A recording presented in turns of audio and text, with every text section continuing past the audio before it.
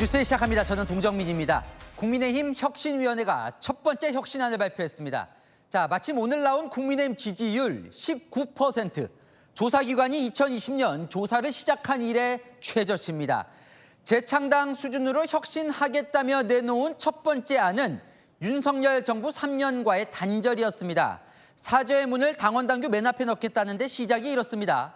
내분으로 날을 새며 비전 마련과 정책 역량 축적을 게을리하고 윤석열 전 대통령 부부의 전횡을 바로잡지 못했다며 비상계엄도 사과했습니다. 김민곤 기자입니다. 윤희숙 혁신위원회가 출범 하루 만에 1호 혁신안을 공개했습니다. 윤석열 전 대통령이 저지른 과오와 단절을 당원 당규에 명시하기로 했습니다. 당 소속 대통령 부부의 전횡을 바로잡지 못하고 비상계엄에 이르게 된 것에 책임을 깊이 통감하며 단절 내용으로는 계엄, 탄핵뿐 아니라 지난 3년간 친윤 세력의 당내 개입을 총망라했습니다. 당 대표를 강제 퇴출시키고 특정인의 당대표 도전을 막기 위해 연판장을 돌리고 대선 후보 강제 단일화를 시도하는 등 국민과 당원께 절망감과 분노를 안겨드린 것을 반성하고 사죄드립니다. 차기 당대표로 누가 선출되더라도 고칠 수 없도록 전당원 투표로 명문화하겠다고 했습니다. 저희 당원 당규 맨 앞장에 이러한 잘못을 그동안 저질렀고 그것을 이제 확실하게 단절하겠다라는 것을 새겨 넣을 것을 전당원 투표를 통해서 묻겠습니다. 혁신위는 상향식 공천과 당원 투표를 통한 비례대표 선출 등 7가지 약속도 내놓았습니다. 혁신위는 이달 말까지 혁신을 마무리 짓겠다며 인적쇄신 방안도 논의하겠다고 했습니다. 당내 반응은 시큰둥합니다. 김용태 전 비대위원장은 탄핵 반대 당론 무효화 없인 국민들 반응이 없을 것이라고 말했습니다. 오늘 발표된 국민의힘 지지율은 2020년 7월 조사 시작 이후 처음으로 10%대까지 추락했습니다. 채널A 뉴스 김민곤입니다. 전당대회 출마 움직임도 속속 감지됩니다. 출마가 유력한 김문수 전 대선 후보는 공식 석상에서 싸우겠다고 외쳤고 장동혁 국민의힘 의원도 출마를 준비 중입니다. 안철수, 조경태 의원도요. 남영주 기자입니다. 다음 달 중하순 예상되는 국민의힘 전당대회. 탄핵 반대 전선에 앞장섰던 장동혁 의원이 출마 의지를 내비쳤습니다. 당을 위해서 뭔가 희생하고 제가 할 역할이 있다면 그 역할을 해야 되지 않는가. 이르면 다음 주 출마 선언을 합니다. 장 의원 측 관계자는 지금 복구하지 않으면 국민의힘이라는 정당은 사라질 수 있다고 생각한다며 역할을 하겠다는 의지가 강하다고 말했습니다. 출마가 유력한 김문수 전 후보는 오늘도 적극적인 행보를 이어갔습니다. 우리가 졌다. 그러니까 밥맛이 없다. 도저히 못 살겠다. 이거 어떻게 되느냐 이러는데 하늘이 무너져도 솟아날 구멍이 있습니다. 이재명 정부를 맹비난했습니다. 자기는 재판 하나도 안 받고 국민의힘도 전부 해체시키고 의원들 전부 다 불러 제끼고 이런 게 과연 이게 법치고 이게 과연 정의냐. 뭉치자, 싸우자, 이기자. 안철수, 조경태 의원은 쇄신을 외쳤습니다. 책임질 분은 책임지는 그런 순서로 가는 것이 그게 합당하다고 생각합니다. 탄핵에 강력하게 반대했던 세력들이 과연 우리 당의 어떤 그게 대표가 되었을 때 국민들과 싸우겠다는 것밖에 더 되겠습니까? 전당대회는 탄핵 반대파와 찬성파 구도로 치러질 가능성이 높아졌습니다. 채널A 뉴스 남영주입니다. 이런 국민의힘을 향한 민주당의 압박은 더욱 거세지고 있습니다. 자, 오늘 당대표 선거 후보에 등록한 박찬대, 정청래 의원은 모두 정당 해산 청구가 가능하다고 나섰고 여당 의원들은 수사 대상에 오를 국민의힘 의원들을 구체적으로 언급하고 있습니다. 조민기 기자입니다. 오늘 민주당 대표 선거 후보 등록을 마친 정청래, 박찬대 의원. 한결같이 내란 척결을 외치며 국민의힘 해체 가능성을 언급했습니다. 박 의원은 내란 종식 특별법을 통과시켜 국민의힘 보조금을 환수하겠다고 했습니다. 헌정을 파괴하는 정당에 국고보조금을 줄 수 없습니다. 정 의원은 내란 세력 척결을 위한 국회 특별위원회 설치를 공약했습니다. 내란 세력들은 완벽하게 척결해야 합니다. 박 의원은 국민의힘이 불법 계엄에 동조한 게 거의 확정적이지 않냐며 위헌정당 해산 청구가 가능한 상황이라고 했고 정 의원 역시 수사 결과에 따라 청구해야 한다고 밝혔습니다. 계엄 해제 표결에 불참하거나 윤석열 전 대통령 관저 앞으로 간 국민의힘 의원이 수사 대상이란 말도 나왔습니다. 그 18명만 본회의에 참석을 했어요. 예. 그렇게 집단적으로 불참하게 된 배경이 수사가 돼야 되겠고. 한준호 최고위원은 윤 전 대통령 체포영장 집행 당시 45명 정도의 의원이 막았다며 수사 필요성을 강조했습니다. 채널A 뉴스 조민기입니다. 네, 아는 기자 정치부 이남희 선임 기자와 국민의힘 상황을 좀 살펴볼 텐데요. 야, 지지율 19% 오늘 나온 조사 결과인데 저도 네. 처음 봤습니다. 저도 처음 봤습니다. 이 NBS 조사가요 2020년부터 시작됐는데 국민의힘이 10%대 지지율로 주저앉은 거 처음입니다. 자, 중도층 지지율 한번 볼까요? 13% 지지를 받는데 그쳤습니다. 격차 굉장히 크죠. 연령별로도 살펴볼게요. 국민의힘 지지율이 민주당 앞서는 곳 하나도 없었습니다. 지역별로도 보겠습니다. 대구, 경북 지역에서만 국민의힘이 31%, 민주당이 28%에 그칠 뿐이고요. 모든 지역에서 국민의힘이 뒤집니다. 지금 당 심장인 TK 지지율마저 안심할 수 없는 그야말로 끝모를 추락의 위기인 겁니다. 이런 위기 속에서 오늘 혁신위원회가 안을 내놨습니다. 네, 그렇죠. 좀 보죠. 예. 예, 핵심은 일단 과거 지우기입니다. 윤석열 정부 지난 3년의 과거에 대해서 3년치 사과를 한 겁니다.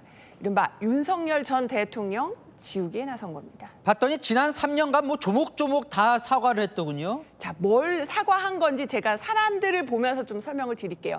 먼저 당 소속 대통령 부부 전횡을 바로잡지 못해서 비상계엄에 이르렀다. 그래서 탄핵 국면에서 국민 눈높이에 맞지 못하게 판단 못한 걸 사과했습니다. 실명을 거론하진 않았거든요. 근데 사제문을 보면 먼저 이준석 당대표 강제 퇴출, 또 나경원 의원의 당대표 도전을 막기 위해서 연판장을 돌렸던 사례, 또 한덕수 전 총리로 그 대선 후보 강제 단일화를 시도했던 사례 등도 그 사제문에 담겨 있습니다. 어쨌든 뭐 반성부터 하고 혁신하겠다는 건데 어떻게 봅니까? 이남희 선임 기자는. 뭐 저도 그렇고요. 제가 제 의견과 함께 당내한테도 의견을 좀 여러분들한테 물어봤어요. 딱 이 반응이 나왔습니다. 당 위기 부를 거야 할 지도부가 혁신위를 앞세워서 일단 대타 사과부터 했다 이겁니다. 그러니까 지도부 숨통 틔우는 역할을 했는데 핵심은 빠졌다 이겁니다. 혁신의 면면을 한번 제가 살펴볼게요. 지난 3년의 과거에 대해서 직접적인 책임을 묻긴 다 어려운 분들이죠. 오늘 혁신의 핵심 메시지가요. 특정 계파, 특정인 중심으로 당을 운영한 것을 반성한다. 이렇게 밝혔습니다. 그런데요. 이 혁신의 사과 말고요. 이 잘못에 대해서 정작 당사자가 나서서 사과하거나 반성하는 모습 보이지 않고 있습니다. 구속된 윤석열 전 대통령 지우개에 급급해서 단절 선언까지 했는데 그 이후에 지금 누구도 나서서 책임지고 있지 않는 겁니다. 그러니까 사실 그냥 사과한다 이러고 끝날 문제는 아닌 것 같고. 그러니까요. 결과적으로 혁신이라는 건 뭘 어떻게 하겠다는 거잖아요. 뭐예요, 일단은 그건? 혁신위가 내놓은 해법부터 소개를 해드릴게요. 혁신위가 이제 전당원 투표 카드 2번 쓴다고 했습니다. 그래서 오늘 바로 썼죠. 자, 당원 당규의 잘못된 과거 새겨넣는 방안 전당원 투표를 거쳐 추진하겠다. 단절입니다. 두 번째 카드는 혁신을 위해서 꺼내들겠다는 건데요. 혁신위가 거론한 안은 공천을 당원 중심, 그러니까 상향식으로 하고 비례대표도 당원 투표로 뽑겠다는 겁니다. 네, 어쨌건 두 번째 저 전당원 투표에 붙일 혁신 안을 이제부터 논의를 네. 하겠다는 건데, 근데 사실 핵심은 인적 쇄신 아니냐 이런 얘기가 나와요. 그러니까요. 사실은 책임자에 대한 인적 청산 이거야말로 국민들에게 저희가 정말 간절하게 변호하겠습니다. 이런 의지를 보여주는 방법입니다. 이제부터 앞으로 어떻게 혁신할 건지는 논의를 할 거예요. 그런데 오늘 지도부가 사실 혁신위안 수용한 게요. 가장 예민한 이 인적 쇄신안은 오늘은 포함되지 않았기 때문이거든요. 윤희숙 위원장도 이런 말을 했습니다. 특정인의 칼을 휘두를 권한은 없다 이런 말을 했는데요. 그러니까 당 내부 고민이 이겁니다. 총선 아직 3년이나 앞두고 있는데 인적 청산을 한다. 의원들 뭐 탈당하거나 내보내거나 이럴 때 개헌 저지선마저 무너질 수 있다는 겁니다. 그런데요. 책임자 희생이 없는 반성과 상황, 아무런 감동도 의미도 없습니다. 그러니까 예를 들어 책임자 이선 후퇴라던가 3년 뒤 총선 불출마, 또 의원직 사퇴까지 여러 선택지 놓고 이 혁신위뿐만 아니라 당내의 모든 관계자들의 숙고가 필요해 보입니다. 19%는 충격인데 그래서 어떻게 수습이 될 것 같습니까? 일단은요. 혁신위 메시지도 중요하지만 결국은 8월에 열릴 전당대회가 관건일 겁니다. 그런데 앞서서 보셨지만 지도부에서 뭐 김문수 전 장관, 한동훈 전 대표 못 나오게 하는 방안 뭐 이런 것도 거론이 되고요. 물론 김문수 전 장관은 출마 쪽으로 마음이 기운 상황으로는 보입니다만 뭐 누구한테 유리하다, 누구한테 불리하다 이런 룰 짜고 이렇게 싸우는 모습 극복하는 게 오히려 국민들 보기에는 이 더운 여름에 더 화가 나실 겁니다. 혁신 메시지 놓고 더 경쟁하는 분위기, 또 희생하는 분위기 먼저 보여주려는 경쟁이 되지 않는다면 내년 지방선거에서는 이 19%가 아니라 더 큰 추락이 기다릴지도 모릅니다. 네, 아는 기자 이남희 기자였습니다. 다음 소식입니다. 강선우 여성가족부 장관 후보자가 과거 자신의 보좌진에게 갑질을 했다는 의혹이 불거졌습니다. 전 보좌진은 강 의원이 집에서 나온 쓰레기를 차에 싣고 국회나 지역구 사무실에 가져와선 보좌진이 정리하겠다고 주장했습니다. 최승현 기자의 단독 보도입니다. 강선우 여성가족부 장관 후보자가 국회의원 시절 보좌진으로 근무한 A씨. 강 후보자가 자기 집에서 나온 쓰레기를 보좌진에게 정리하도록 했다고 주장했습니다. 강 후보자가 집에서 내려올 때 쓰레기가 담긴 박스를 들고 차에 탔다며 의원회관에 도착하면 정리해달라고 말했다는 겁니다. A씨는 강 후보자가 정리해라고 세 글자만 말하면 분리수거를 했다고 말했습니다. 문제의식을 느끼고 이런 사실을 강 후보자 의원실 선배 보좌진에게 알렸지만 선배 보좌진은 나는 의원님이 나중에 분명 문제가 생길 수 있다는 말씀을 드렸기 때문에 그 후는 의원님이 판단하실 일이라고 말했다는 게 A씨 주장입니다. A씨는 앞서 가사도우미가 있어 쓰레기 정리 등 집안일을 보좌진에게 시킬 필요가 없다는 강 후보자의 해명도 반박했습니다. 당시 가사도우미는 없었다며 이 외에도 강 후보자가 사적 심부름을 보좌진에게 시켰다고 주장했습니다. 채널A는 A씨 주장에 대한 입장을 듣기 위해 강 후보자 본인과 인사청문 준비단 관계자 등에게 전화로 연락하고 문자를 남겼지만 방송 전까지 회신을 받지 못했습니다. 채널A 뉴스 최승현입니다. 야권은 총공세를 폈습니다. 여성가족부, 그러니까 약자를 보듬어야 할 부처의 장관 후보자가 동료 직원을 몸종처럼 부린 것 아니냐며 강도 높게 비판했습니다. 백승현 기자입니다. 야권에서는 강선우 여성가족부 장관 후보자의 보좌진 갑질 의혹에 대해 갑질이라는 표현으로 부족하다며 맹공했습니다. 전근대적 수준의 대통령을 몰아내고 구속시킨 대한민국에서 보좌진을 몸종이라고 생각하는 정신 나간 여왕 코스프레하는 국회의원을 장관으로 쓸 수는 없습니다. 여가부 공무원들이 추가 피해자가 돼선 안 된다며 이재명 대통령에게 지명 철회를 요구했습니다. 국회의원 자격이 없다는 지적도 나왔습니다. 보좌진을 집사처럼 부렸다고 하는데 이 갑질 의혹이 사실이라면 장관 자격이 없는 것은 당연하고 국회의원 자격도 없다고 생각합니다. 권성동 국민의힘 의원은 남의 가족을 부려먹은 남가부 후보자를 내정한 셈이라며 가장 가까운 동료 직원들조차 챙기지 못하는데 사회적 약자의 권익 증진 적임자라는 것은 납득하기 어렵다고 했습니다. 강 후보자가 이재명 대통령에게 보인 모습과는 180도 다르다는 비난도 제기됐습니다. 주진우 국민의힘 의원은 SNS에 이 대통령이 지난 2023년 당대표 시절 단식에 들어갔을 때 강 후보자가 이부 자리를 정리해주는 영상을 공유했습니다. 강 후보자는 당시 당 대변인이었습니다. 주 의원은 아첨의 달인 강선우 대 갑질의 달인 강선우라는 글을 올렸습니다. 국민의힘 보좌진 협의회는 동료도 못 지킨 사람이 약자를 지키겠다는 말은 공허할 뿐이라며 대국민 사과와 자진 사퇴를 촉구했습니다. 채널A 뉴스 백승윤입니다. 강선우, 이진숙 장관 후보자 등의 의혹이 연일 터져나오고 있지만 여권은 그대로 가겠다는 입장입니다. 청문회에서 충분히 소명할 수 있다면서 낙마 영명 기조에 변함이 없다는 입장입니다. 이해주 기자입니다. 이진숙 교육부 장관 후보자의 논문 표절 의혹과 강선우 여성가족부 장관 후보자의 보좌진 갑질 의혹이 불거지자 여권에서도 우려의 목소리가 나왔습니다. 교육부 장관 후보자는 좀 어렵겠대요. 변명하기가 좀 어렵게 돌아간다. 그렇게 보여지대요. 하지만 대통령실은 청문회에서 충분히 소명할 수 있다는 입장입니다. 대통령실 관계자는 이 후보자의 논문 표절 의혹에 대해 문제가 없는 걸로 안다며 그 정도로 장관 임명을 못하면 쓸 사람이 한정적이라고 했습니다. 자녀 조기 유학 과정에서 초중등 교육법을 위반한 데 대해서는 잘못한 일이라고 했지만 낙마 사유는 아니라고 보고 있습니다. 강선우 후보자도 갑질 의혹이 불거졌지만 그대로 가겠다는 분위기입니다. 민주당 지도부도 지명 철회나 사퇴는 없다는 기류입니다. 민주당 원내 핵심 관계자는 무조건 간다며 청문회에서 충분히 소명할 수 있는 문제라고 말했습니다. 다만 일각에선 여론 추이에 촉각을 곤두세우는 기류도 감지됩니다. 한 민주당 의원은 갑질은 국민 정서에 반하는 문제고 다수에 대한 갑질이 더 있다면 심각해진다고 지적했습니다. 채널A 뉴스 이혜주입니다.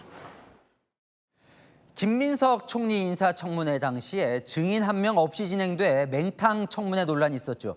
다음 주 줄줄이 열리는 장관 후보자 청문회, 여야 합의가 이루어지지 않아 곳곳에서 증인 없이 진행될 판입니다. 검증이 제대로 될지 벌써부터 의문입니다. 박지한 기자입니다.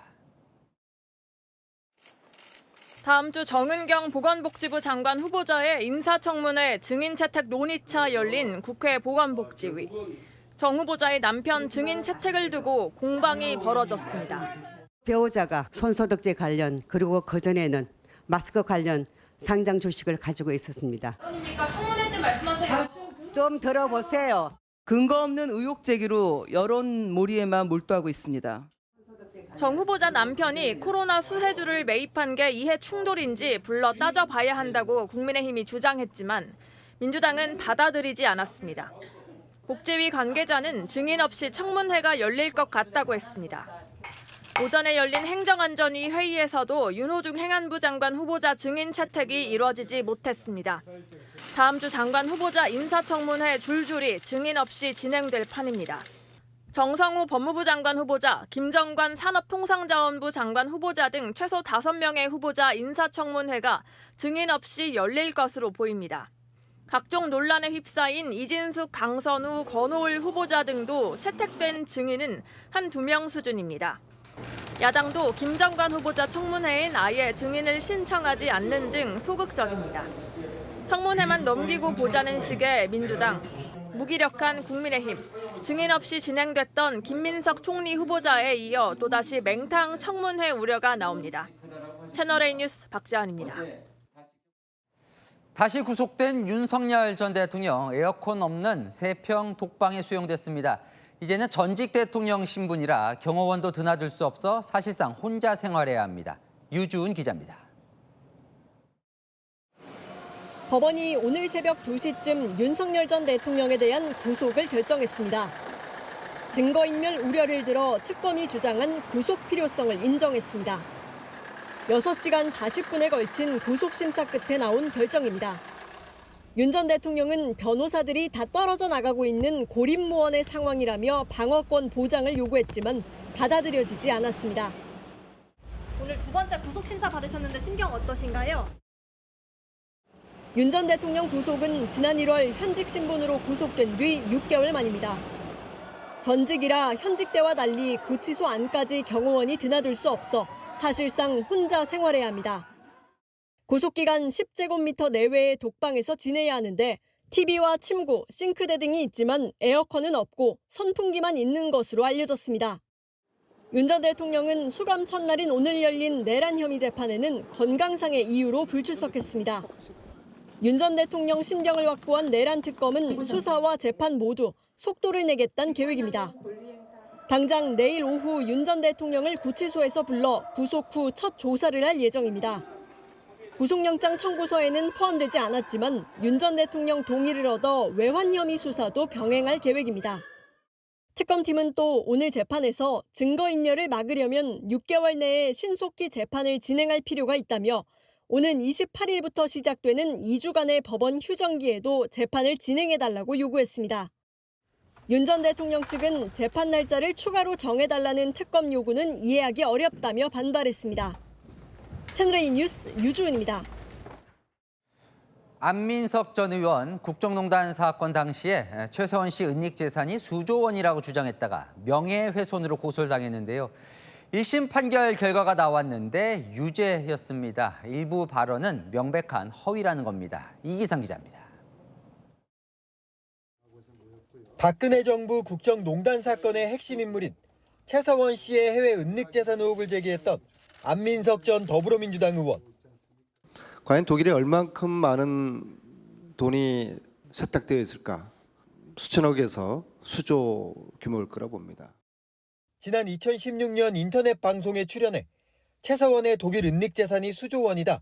독일 검찰로부터 확인했다. 최 씨가 로키드 마틴 회장을 만나 무기 계약을 몰아줬다고 발언했습니다. 최 씨가 명예훼손 혐의로 안 전 의원을 고소했고 법원은 오늘 벌금 300만 원의 유죄를 선고했습니다. 안민석이 드디어 법정에 섭니다.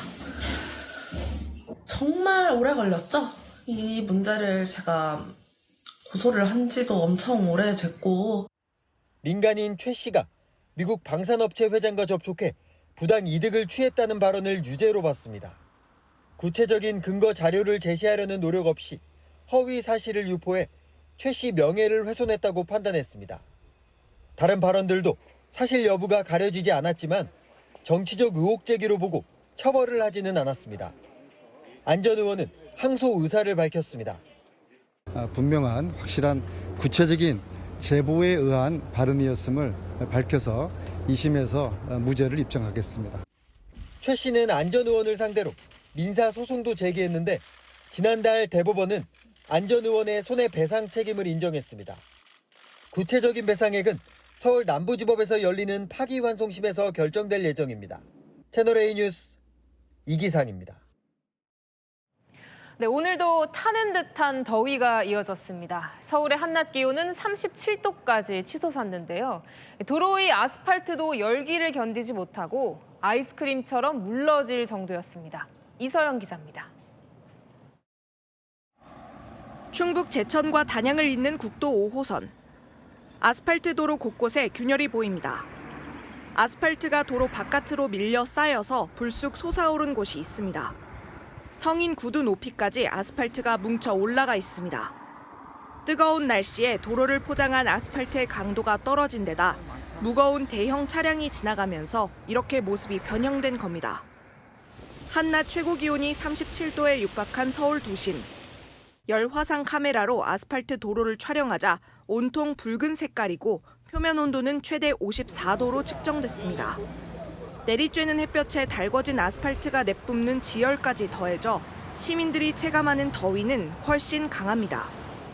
아스팔트 길은 더군다나 또 이게 오후 3시쯤 되면은 가장 또 햇빛이 또 뜨겁잖아요. 그러니까 굉장히 뜨거워서 이렇게 내려오는데 지열에 그대로 노출되는 어린이들은 그늘과 물가로 몸을 피합니다. 햇빛이 내리쬐는 바깥쪽은 여기 아스팔트에 열기 때문에 너무 더워가지고 도저히 놀 수가 없어서 그늘지고 물이 있는 이쪽에서 지금 친구들과 함께 놀고 있습니다.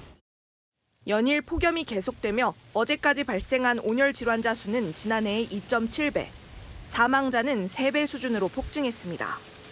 지자체들도 시민들의 무더위와의 전쟁에 지원을 나섰습니다.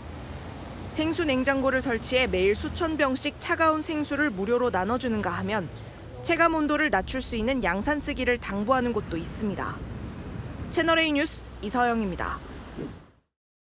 밤낮 없는 더위를 식혀보려 냉방기기를 자주 틀게 되는데요. 전기 수요가 급증하면서 화재 위험도 커지고 있습니다. 어떻게 관리해야 하는지 김승희 기자가 취재했습니다.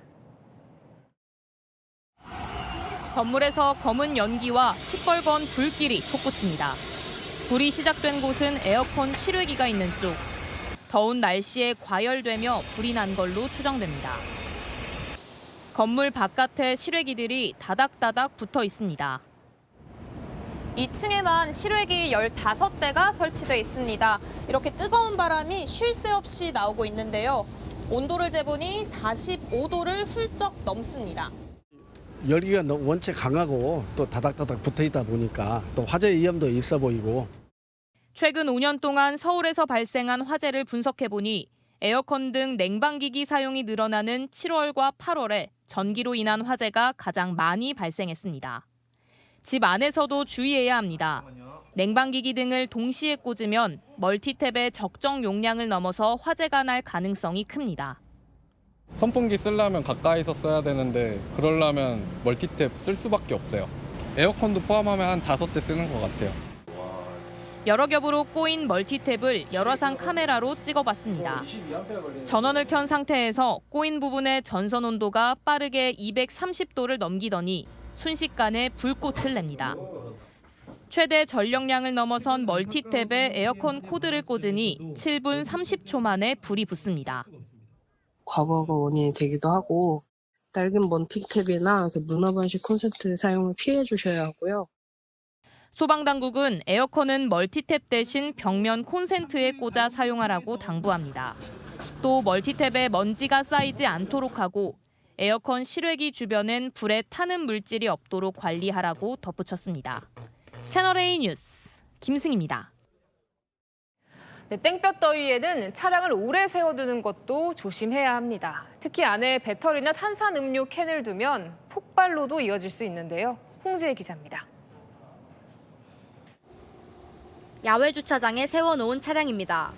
햇볕으로 달궈지면 내부가 얼마나 뜨거워지는지 실험해봤습니다. 초콜릿과 젤리, 탄산음료 캔과 알약을 계기판이 플라스틱에 올려놓고 기다려봤습니다.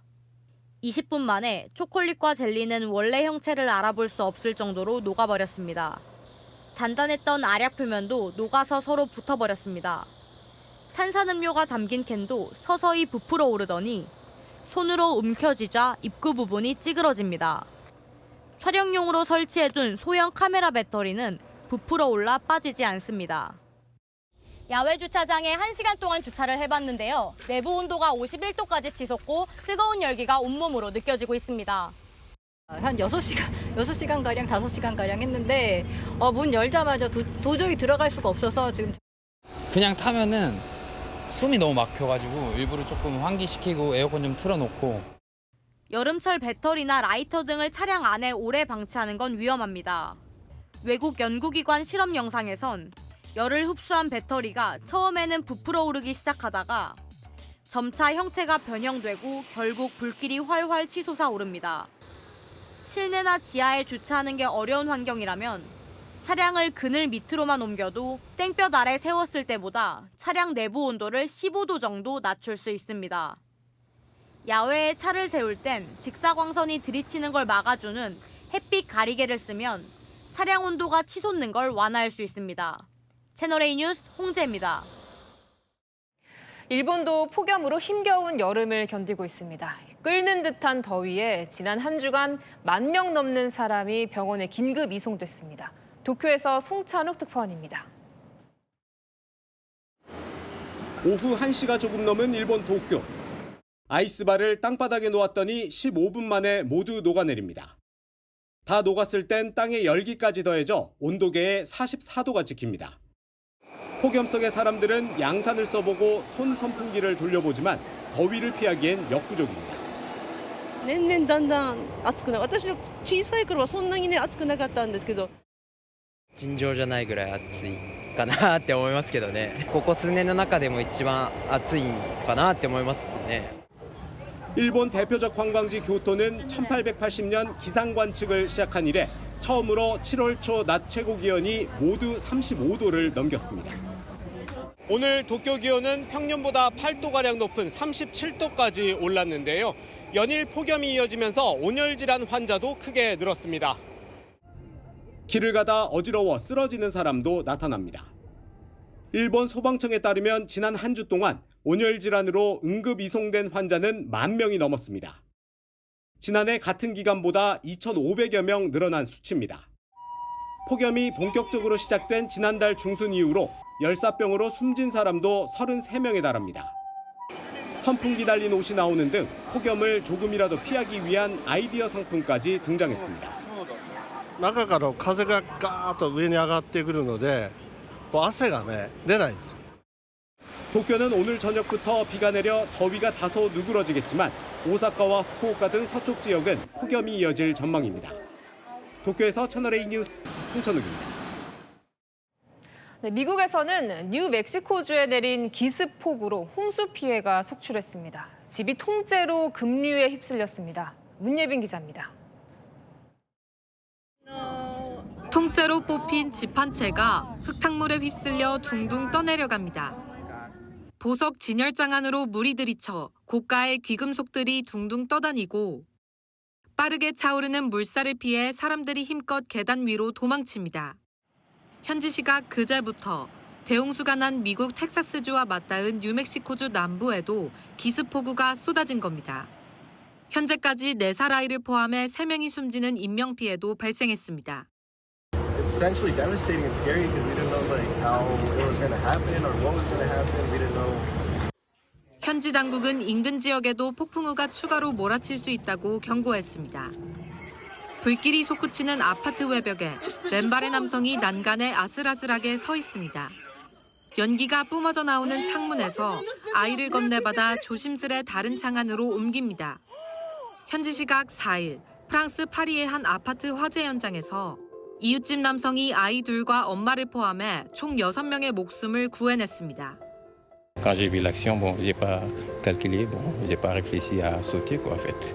Voilà, surtout quand j'ai vu que la femme a attendu le bébé. 에마뉘엘 마크롱 프랑스 대통령은 직접 감사 전화를 걸었고 현지 당국은 남성에게 공식 훈장을 수여할 예정입니다. 고급차 2대가 질주를 하다 갑자기 방향을 잃고 충돌합니다. 불덩이가 솟구치고 차량이 공중에 붕 떠오릅니다. 현지 시각 5일 독일의 일반인 개방 서킷에서 고급차를 몰던 참가자들이 추월 도중 충돌 사고를 일으켰습니다. 차량은 뼈대만 남고 서킷 가드는 형체도 없이 찌그러졌지만 운전자들은 기적적으로 목숨을 건졌습니다. 채널A 뉴스 문예빈입니다. 네, 금강 상류에서 물놀이를 하던 동창생 4명이 물에 빠져 숨졌습니다. 물살이 세고 수심을 종잡을 수 없어 수영이 금지된 곳이었습니다. 김대욱 기자입니다. 환하게 조명이 켜졌습니다. 구조대원들이 구명 보트를 타고 주변을 살핍니다. 잠시 후 실종자가 구조돼 들것에 실려 나옵니다. 금강 상류에서 물놀이를 하던 20대 4명이 실종된 건 어제 오후 6시 19분.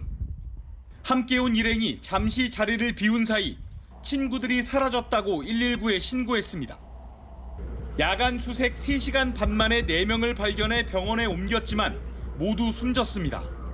22시경 실종자 모두 심정지 상태로 발견하였고 구명조끼를 착용하지 않은 상태였습니다. 이들은 중학교 동창 사이로 대전에서 온 것으로 알려집니다.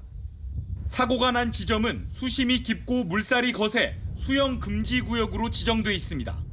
물살이 돈다고요. 저 안에가 모래 저기 모래예요, 모래. 발을 디디면은 한 2, 3m가 푹 들어가는 거예요.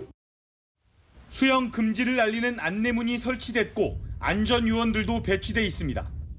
앞서 안전요원이 경고를 한 차례 한 것으로 파악됐지만 사고를 막진 못했습니다. 이곳에는 수영을 금지하는 부표가 설치돼 있는데요. 부표를 넘어가면 급격히 수심이 깊어지고 물살도 거세집니다. 한 지역에서만 하는 게 아니니까 발견된 지점은 넘어가서 발견되셨으니까 그 부분을 좀 확인해주세요. 전문가들은 계곡이나 하천은 지형이 불규칙한 만큼 반드시 구명조끼를 착용할 것을 당부합니다.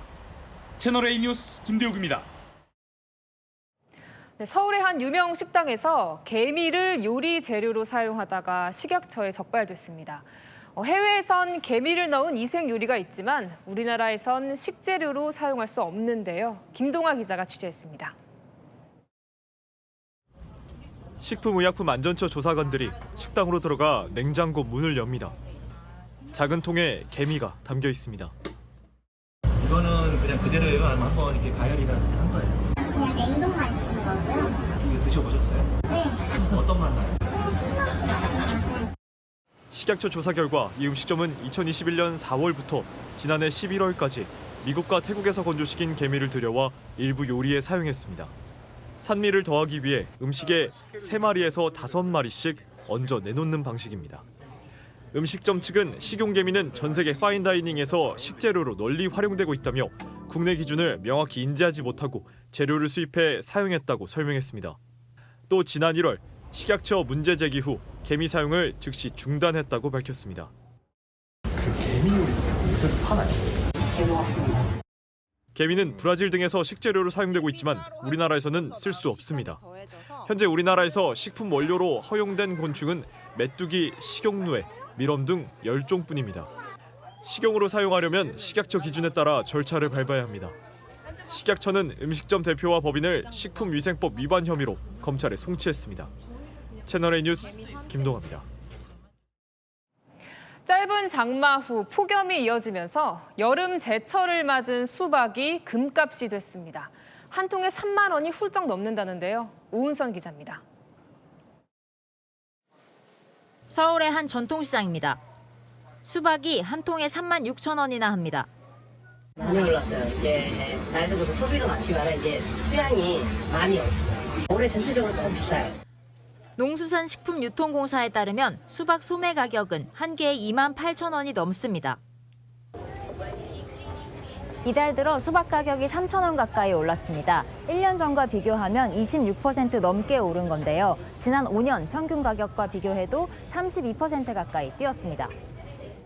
제철 과일인 수박 한 번 먹기가 겁난다는 반응이 절로 나옵니다. 부담되죠. 한 22,000원 그 정도는 괜찮은데 너무 부담감스러우니까 과일이 너무 많이 올랐죠. 통상 수박 수요는 장마가 끝나는 7월 하순부터 오릅니다. 하지만 올해는 장마가 일찍 끝나면서 가격 인상 시기가 빨라진 겁니다. 특히 폭염이 이어지며 수박을 찾는 사람이 늘어난 영향도 큽니다. 가격이 오른 건 수박뿐만이 아닙니다. 날씨가 더워지면서 채소류 가격도 줄줄이 뛰었습니다.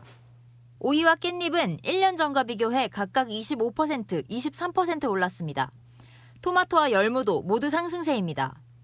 외식과 가공식품 물가가 고공행진하는 상황에서 과일과 채소 가격까지 급등하며 밥상 물가 부담이 더 커지고 있는 겁니다. 정부는 오늘 17일부터 다음 달 6일까지 여름 휴가철 농축산물 주요 품목에 대해 40% 할인을 지원하기로 했습니다. 채널A 뉴스 오은선입니다. 네, 에어컨 없이 잠시도 버티기 어렵단 말이 절로 나올 정도로 폭염의 기세가 무섭습니다. 전기료 줄이는 방법 장우림 기자가 알려드립니다. 40도 안팎의 폭염에 몇 걸음조차 걷기 힘든 수준입니다. 숨이 턱턱 막히는 무더위에도 전기요금 걱정에 냉방기기 사용도 망설여집니다. 엄청 걱정이 되죠. 여름에 한참 더울 때 냉난방을 틀게 되면 한 25, 6만 원 이렇게 나오니까. 에어컨을 알뜰하게 사용하는 것도 전기요금을 아끼는 방법이 됩니다. 현재 이곳 사무실 온도는 30도를 웃돌 정도로 매우 더운데요. 이렇게 에어컨 희망 온도를 18도에서 20도 사이로 설정한 뒤 바람 세기를 강풍으로 하면 실내 온도가 빠르게 식혀지는데요. 10분 만에 25도까지 떨어졌습니다. 이 상태에서 선풍기를 함께 켜면 실내 전체에 시원한 공기가 돌면서 더 낮은 기온이 유지됩니다. 실제로 전기요금을 얼마나 절감할 수 있는지 요소별로 모아봤습니다.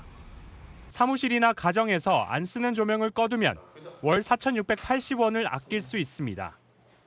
안 쓰는 제품의 플러그를 뽑는다면 월 720원. 특히 에너지 소비 효율 1등급 제품을 사용한다면 매달 5,000원이 넘게 줄어듭니다. 여기에 세탁은 한 번에 모아서 하고 샤워 시간을 3분 줄이면 총 17,580원의 요금을 아낄 수 있습니다.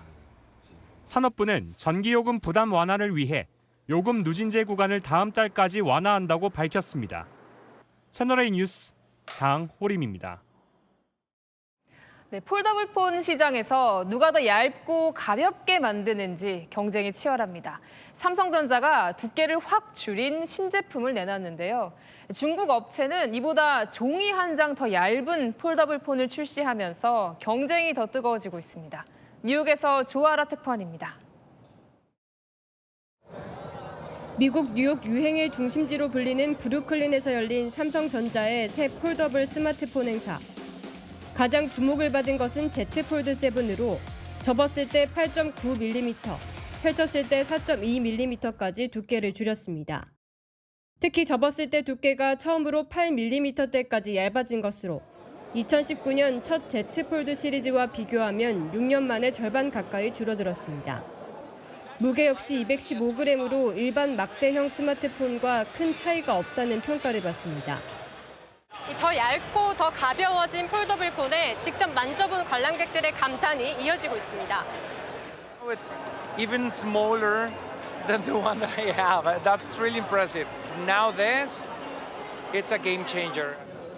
삼성은 폴더블 폰 시장 초기에 점유율 80%를 넘기며 시장을 지배했지만 이후 중국 업체들의 거센 추격이 이어지며 현재 점유율은 30%대로 떨어진 상황입니다. 일주일 전 중국 스마트폰 업체 하너는 접었을 때 두께가 8.8mm로 갤럭시 Z 폴드 7보다 0.1mm, 종이 한 장 차이의 얇은 폴더블 폰을 내놨습니다. 중국 업체 오포 역시 올해 8.9mm의 폴더블 폰을 내놓는 등 초슬림 초경량화 경쟁이 치열해지고 있습니다. 내년엔 애플도 폴더블 아이폰을 내놓을 것이란 전망이 나오는 가운데 전문가들은 폴더블 폰 시장이 더 확대될 것으로 보고 있습니다. 뉴욕에서 채널A 뉴스 조아라입니다. 네, 폭염만큼이나 불장도 이어지고 있습니다. 국내 증시 시가총액이 사상 처음으로 3천조 원을 넘어선 건데요. 미국의 AI 대장주인 엔비디아의 시총은 장중 한때 5,500조 원을 넘어서며 한 종목의 시총이 우리 증시 전체를 합친 것보다 많았습니다. 우현기 기자입니다. 코스피가 3,180선을 돌파하며 최근 1년 동안 가장 높은 수치로 장을 마감했습니다. 파죽지세 상승 랠리에 국내 증시도 시가총액 사상 첫 3천조 원을 돌파했습니다. 시장별로 보면 코스피 시총은 약 2,603조 원, 코스닥과 코넥스는 각각 약 413조 원과 3조 원을 기록했습니다. 코스피 지수가 증시 부양에 대한 기대감으로 4개월 연속 상승세를 이어가고 상장 주식 수가 늘어난 것이 영향을 미친 것으로 보입니다. 정부의 주식시장 활성화 대책, 상법 개정 문제 이런 것들이 주주 이익을 환원을 강화시키는 요인이거든요. 정부 정책 기대감이 주가를 끌어올리는. 글로벌 증시도 상승세를 보인 가운데 미국의 AI 반도체 기업 엔비디아는 장중 한때 시총 4조 달러를 돌파했습니다. 우리 돈으로 환산하면 약 5,500조 원인데 우리 국내 증시 시가총액을 다 합친 것보다 많습니다. 한국 시총 1위인 삼성전자를 13개 이상 합쳐놓은 가치에 해당합니다. 주요 기업들의 AI 관련 지출 확대 흐름이 주가에 긍정적 영향을 미쳤다는 분석이 나옵니다. 채널A 뉴스 우현기입니다. 한국은행이 기준금리를 동결했습니다. 경기 부양보다 집값을 잡는 게 더 시급하다 판단한 건데요. 이 소식은 여인선 기자가 전합니다. 정부의 고강도 대출 규제 이후 서울 아파트값 상승세는 2주 연속 주춤했습니다. 하지만 서울 외곽 지역은 상대적으로 집값 오름폭이 확대되기도 했습니다. 금천 관악구로 이른바 금관구 지역인 서울 관악구에 있는 아파트입니다. 지난 3일 전용 116제곱미터가 전 거래보다 3,500만 원 비싼 14억 4천만 원에 거래됐습니다. 여기는 아무래도 6억 대출로 좀 가능한 지역이라 약간 그런 것도 있고요. 한국은행은 오늘 서울 집값 상승세가 여전히 우려된다며 기준금리를 2.5%로 동결했습니다. 수도권 지역의 부동산 가격이 번져나가기 시작하면 젊은 층의 전말감부터 시작해서 이런 많은 문제가 있기 때문에 가격 잡는 것도 굉장히 중요합니다. 이 총재는 새 정부의 대출 규제를 올바른 정책이라 평가하면서 전세 대출에 대해서도 규제를 적용해야 한다고 밝혔습니다. 전세 실수요자들이 고통받겠지만 모든 사람을 다 행복하게 하기는 어렵다고 덧붙였습니다. 한국은행은 대출 규제 효과와 미국 관세 정책 여파 등을 점검한 뒤 향후 금리 인하 여부를 결정할 방침입니다. 채널A 뉴스 여인선입니다. 북한도 TV 드라마가 있는데요. 요즘 달라졌습니다. 신분 차이로 결혼을 반대하는 부모, 그 사이에서 싹트는 로맨스. 과거 우리 드라마 같죠? 어떻게 달라졌고 왜 달라졌는지 이현지 기자가 보도합니다.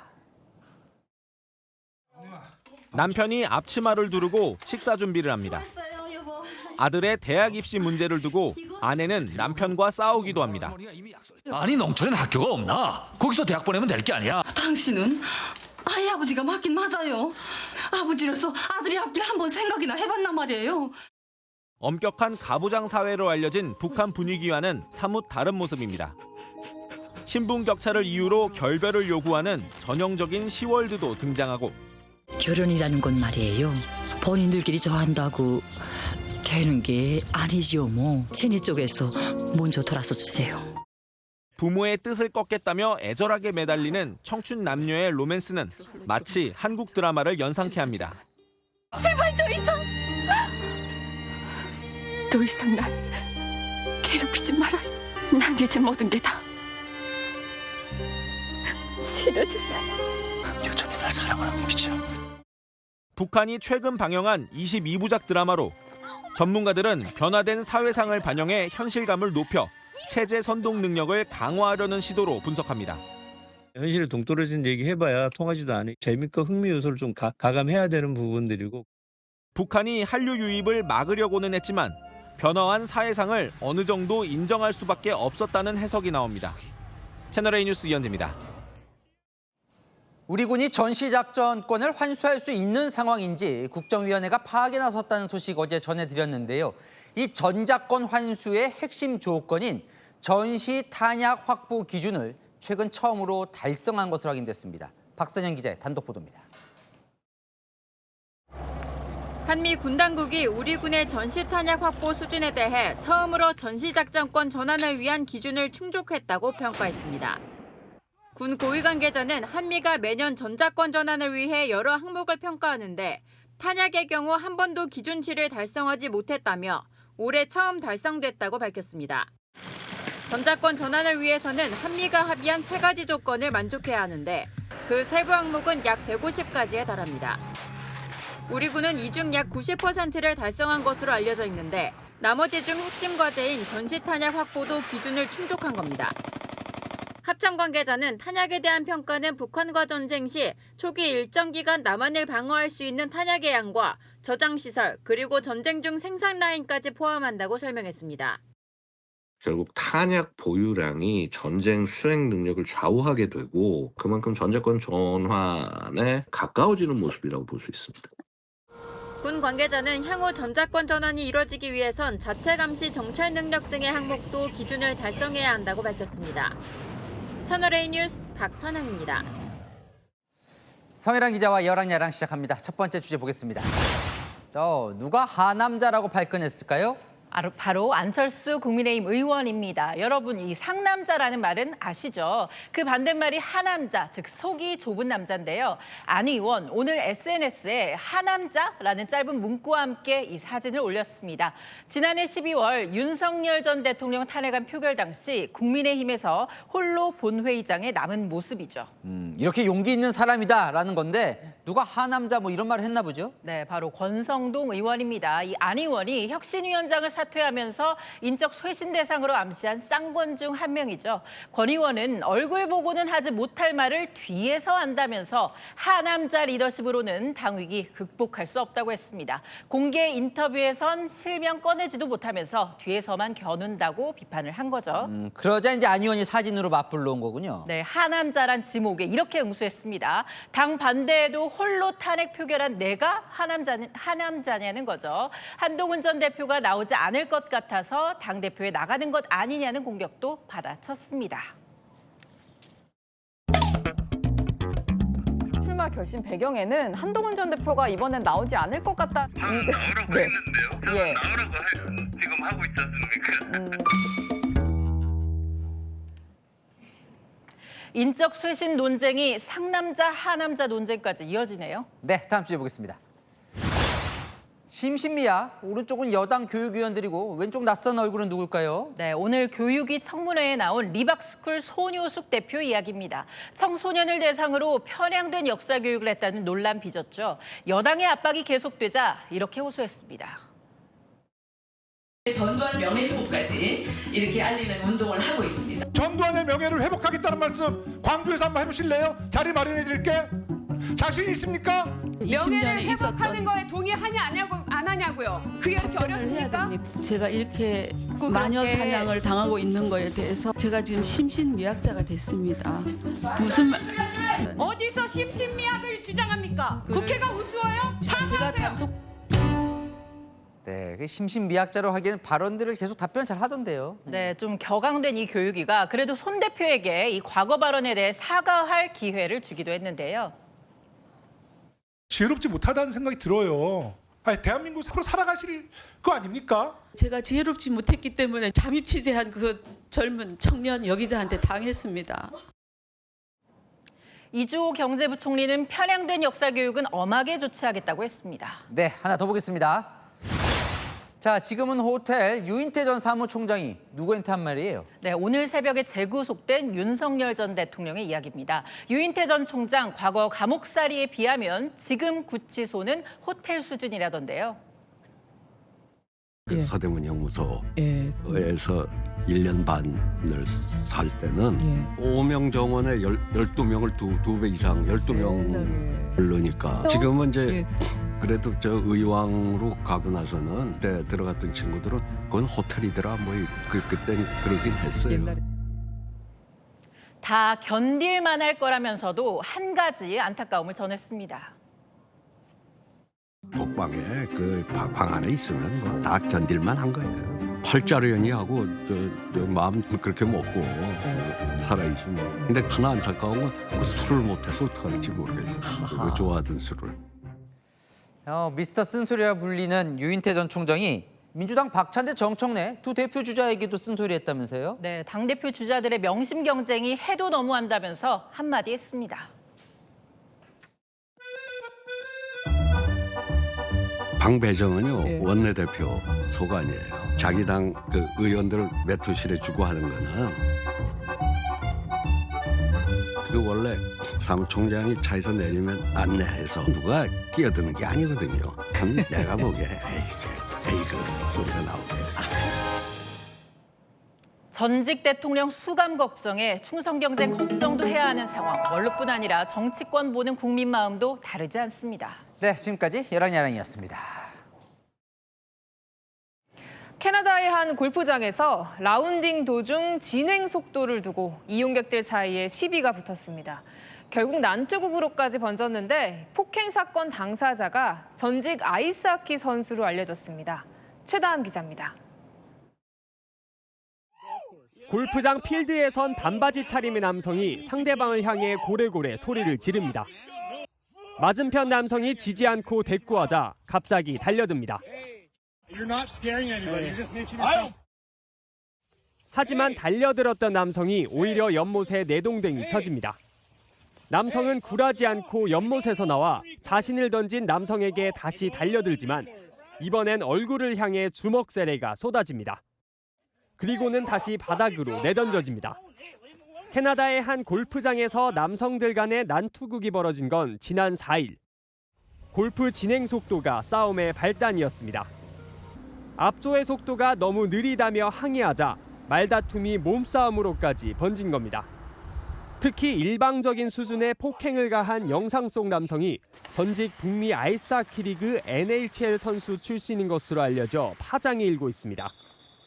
현재 캐나다의 한 마이너 하키팀 코치로도 활동 중인 닉 타르나스키인 것으로 전해지는데 소속팀에서는 지역 경찰이 조사를 진행 중이며 내부적으로도 조사를 병행하고 있다는 입장을 밝힌 것으로 알려졌습니다. 채널A 뉴스 최다함입니다. 네, K-팝을 소재로 한 애니메이션이 전 세계적으로 인기를 끌고 있습니다. 여기 나온 OST는 빌보드 차트를 휩쓸었습니다. 이현용 기자입니다. 아이가 TV를 넉넉히 보다 흔들흔들 따라 춤춥니다. 한국어와 영어로 된 노래도 흥얼대는데 부모는 벌써 100번가량 본 것 같다고 말합니다. K-팝을 소재로 여성 아이돌이 악귀를 잡는 내용의 애니메이션 K-팝 데몬 헌터스입니다. 넷플릭스 공개 후 아이 어른 할 것 없이 말 그대로 세계적인 열풍입니다. 주인공 머리 스타일을 따라하고 동서양 막론하고 영화에 나온 노래와 춤을 재현하는 챌린지도 인기입니다. 멋진 춤선을 자랑하는 보이그룹부터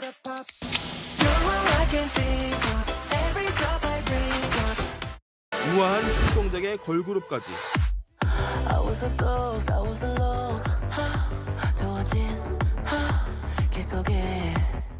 완벽한 커버에 감탄이 절로 나옵니다.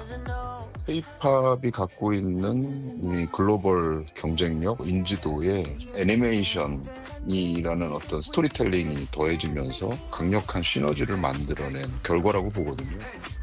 K-팝 제작진이 만든 완성도 높은 수록곡은 세계 최대 음원 플랫폼의 미국 차트에서 1, 2위를 휩쓸고 있습니다. 빌보드 싱글 차트에는 골든 23위를 비롯해 무려 7곡이 동시에 진입했습니다. 앨범 차트에서도 5계단 오른 3위를 기록하며 정성을 눈앞에 두고 있습니다.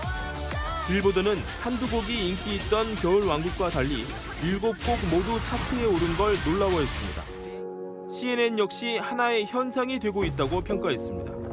아카데미 주제가상 후보로도 거론되는 가운데 아카데미 측은 극중 걸그룹이 세상뿐 아니라 음원 플랫폼까지 구했다고 극찬했습니다. 채널A 뉴스 이현용입니다. 오늘도 많이 더우셨죠? 서울 한낮 기온은 36.2도, 경기 곳곳은 무려 40도에 육박했습니다. 서울 낮 기온은 모레까지 36도가 예상되는데요. 한반도에 열돔을 형성한 2개의 고기압이 주말까지 영향을 미치면서 따가운 햇볕이 내리쬐는 불볕더위가 이어집니다. 나흘째 폭염경보가 이어진 서울을 비롯해 서쪽과 내륙은 폭염경보로 뒤덮여 있고요. 최고 체감온도 35도 안팎까지 오릅니다. 동해안은 더위가 식어 특보가 완화되거나 해제됐습니다. 밤사이 서쪽과 제주에는 열대야가 이어집니다. 한낮 기온은 36도로 오르는 서울과 달리 강릉은 27도에 머물러 동서간 편차가 크겠습니다. 다음 주에는 기압계 변화가 예상됩니다. 열돔이 완화되며 북쪽 찬 공기와 함께 비구름이 유입되겠고요. 주 중반 수도권에도 비가 내릴 전망입니다. 날씨였습니다. 뉴스에 마칩니다. 시청해주셔서 감사합니다.